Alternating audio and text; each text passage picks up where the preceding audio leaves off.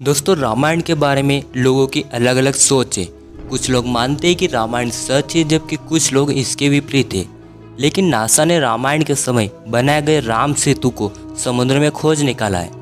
आइए दोस्तों, जानते हैं कि क्या रामायण सच है या झूठ। राम सेतु के जरिए रामायण की सच्चाई जानते हैं। ऐसी ही रोचक वीडियो देखने के लिए हमारा चैनल सब्सक्राइब कर ऑल नोटिफिकेशन चालू कर ले। इस वीडियो को लाइक कर दें। राम सेतु जिसे अंग्रेजी में एडम्स ब्रिज कहा जाता है, रावण की लंका तक पहुंचने के लिए विशालकाय समुद्र को पार करके ही जाया जा सकता था। रावण को विश्वास था कि इस विराट समुद्र को पार करके उसे कोई भी चुनौती नहीं दे सकता। वाल्मीकि रामायण के अनुसार नल और नील ने 3 दिन की खोजबीन के बाद रामेश्वरम के आगे समुद्र में वह मार्ग ढूंढ निकाला जिसके जरिए लंका तक जाया जा सकता था। फिर वही राम सेतु का निर्माण किया गया। नल और नील के सानिध्य में वानर सेना ने 5 दिन में 30 किलोमीटर लंबा और 30 किलोमीटर चौड़ा पुल तैयार किया था। रामायण वास्तविक है अथवा झूठी, इसी की पुष्टि के लिए शोधकर्ताओं ने राम सेतु का अध्ययन किया। राम सेतु पुल आज के समय में भारत के दक्षिण पूर्वी तट के किनारे रामेश्वरम द्वीप तथा श्रीलंका के उत्तर पश्चिम तट मन्नार द्वीप के मध्य चूना पत्थर से बनी एक श्रृंखला है। शोधकर्ताओं ने वाल्मीकि रामायण के आधार पर रिसर्च करी। वाल्मीकि रामायण में दर्ज तारों की स्थिति का पता लगाकर प्लेनेटोरियम सॉफ्टवेयर से उस काल का समय निकाला। यह अवधि करीब 7000 साल पुरानी पाई गई। इससे वैज्ञानिकों ने रामायण का समय ज्ञात कर लिया। रामायण का समय 7000 वर्ष पूर्व का है। अब राम सेतु जो कि रामायण के समय का ही है, क्या वही भी उस समय के साथ मेल खाता है? यह राज जानने के लिए वैज्ञानिकों ने इस समय अंतराल के दौरान समुद्र के जल स्तर में आए बदलाव की गणना शुरू की। पता चला कि तब से लेकर अब तक यानी 7000 सालों में समुद्र का जल स्तर 3 मीटर बढ़ गया है और अभी राम सेतु के पत्थर पानी में इतने नीचे तक ही पाए गए हैं। यानी तब राम सेतु के पत्थर सतह पर रहे होंगे और वह पुल की शक्ल में नजर आते होंगे। यानी कि वर्तमान में राम सेतु समुद्र के जल स्तर से 3 मीटर नीचे है। वैज्ञानिकों ने राम सेतु का पता लगाने के बाद सेतु के पत्थरों में मौजूद सूक्ष्मजीवी फोरामिनीफेर, कोरल, कोलाइट्स आदि के अवशेषों की कार्बन डेटिंग कराई गई।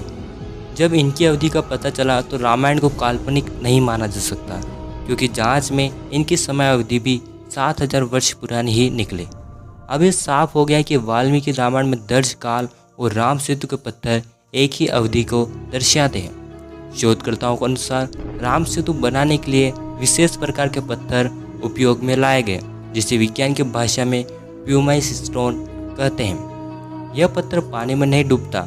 रामेश्वरम में जब सुनामी आई तब यह पत्थर देखा गया था, लेकिन यह पत्थर आखिरकार डूबता क्यों नहीं, यह प्रश्न भी उठता है। जानकारों के मुताबिक यह पत्थर ज्वालामुखी के लावा से आकार लेते हुए अपने आप बनता है। ज्वालामुखी से बाहर आता हुआ लावा जब वातावरण में मिलता है तो उसके साथ ठंडी या उससे कम तापमान की हवा उसमें मिल जाती है।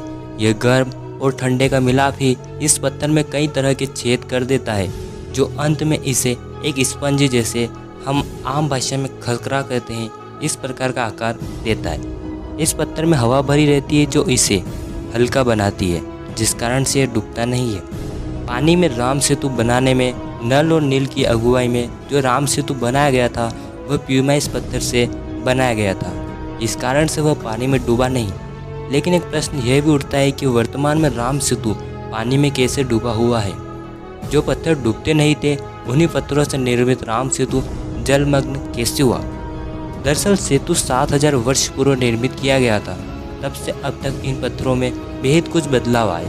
दरअसल प्यूमाइस पत्थर के छेदों में हवा भरी रहती है जो इसे पानी में हल्का बनाती है, जिस कारण से यह पत्थर डूबता नहीं है। लेकिन जैसे ही धीरे धीरे छिद्रों में पानी भरना शुरू होता है, वैसे यह पत्थर धीरे धीरे पानी में डूबना शुरू हो जाते हैं। यही कारण है कि राम सेतु पुल कुछ समय बाद डूब गया। शोधकर्ताओं की जांच से निष्कर्ष तो यही निकलता है कि राम सेतु पुल और रामायण का समय एक ही है।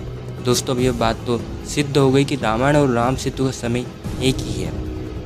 रामायण सच है या झूठ, जानने के लिए देखिए पार्ट 2।